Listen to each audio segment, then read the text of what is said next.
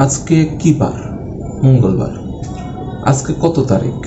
আজকে 13ই মে 2025 তারিখ।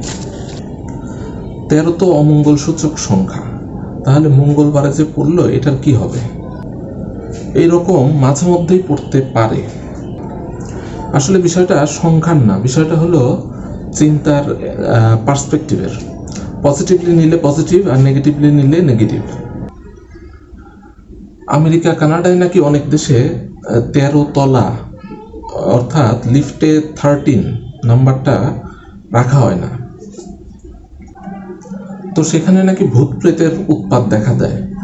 তো বাংলাদেশে যারা ভূত সংক্রান্ত প্রোগ্রাম বানান তাদের জন্য আমার একটি আইডিয়া হলো যে আপনারা এরপরে হাই রাইজ বিল্ডিংয়ের 13 তলায় যে প্রোগ্রামগুলো বানাবেন, দেখবেন যে কিছু পাওয়া যায় কিনা।